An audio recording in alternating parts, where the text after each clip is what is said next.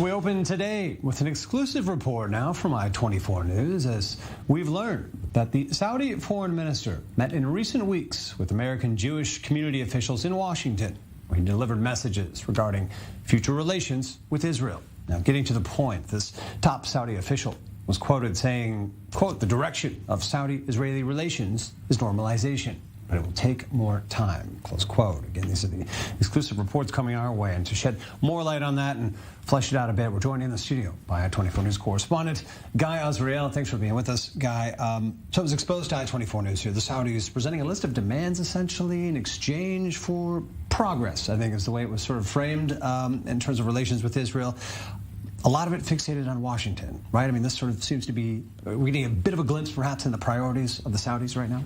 Right, David. We're talking about Adel El-Jubeir. He's the Saudi Minister of State in the Foreign Ministry, no longer the Foreign Minister. A lot of elements in this story. We'll try to break it down for our viewers. First of all, Saudi Arabia, I think the most influential and powerful country in the Gulf region, and looked at as the sort of gatekeeper of normalization in the region with Israel. And of course, that is the top priority of Israel when it comes to any normalization agreement. Saudi set the rules when it comes to that region, and the ideal situation is that one day Israel will be able to normalize ties with Saudi Arabia. That is a very tough task, obviously. And there are so many different elements involved here when Israel wants to reach that final solution. Many of them it's a complex web. Are not even related to Israel at all. And this is where the complexity of the situation comes in.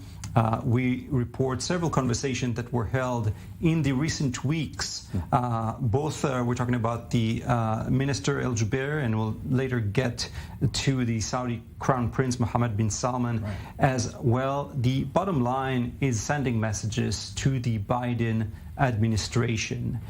What progress the Saudis would like to see in their relations with the United States, so that they would move forward, perhaps with normalization. They explain it. Incredible sort of strategic position that Israel's in, where this sort of the gatekeeper, the doorkeeper to better relations with Washington. We've seen this with Turkey now bearing some fruit, that this is the channel to improve things.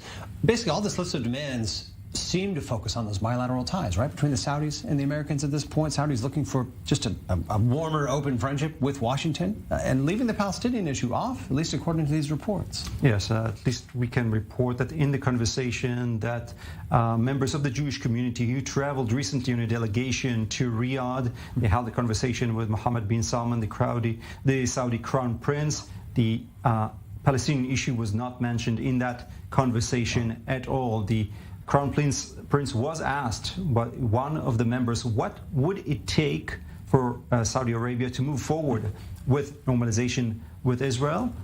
Bin Salman presenting three demands that he would like to see with regards to the Americans in order to move forward with Israel. The first is a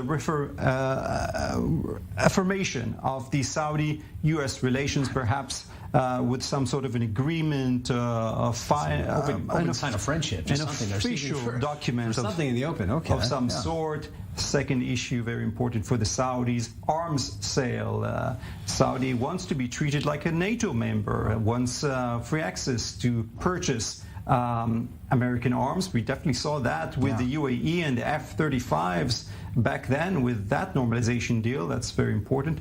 And another thing that is a goal of the Saudis is assistance in what they call a restricted civil nuclear program. That's obviously the red flag issue right there. Of course. Right there. Talking about developing their own nuclear program. Saudis have a very extensive uranium reserves. They would like the Americans to help, or at least publicly support that program, that restricted program. Obviously, not something the Americans are looking likely right now to approve, and that's that would be a main obstacle if that is a condition that the Saudis put out there. And again, so eye-opening that, at the podium in public, so much focus on the Palestinian issue, according to reports at least, behind closed doors. That's not even coming up, at least in the Israel circles here. Guy Azriel, thanks for being with us. Obviously, we'll follow any developments here. The country, at least on the Israel side, appearing ready for relations with Saudi Arabia. We'll see if it's reciprocated. Thanks, Guy, for coming to us.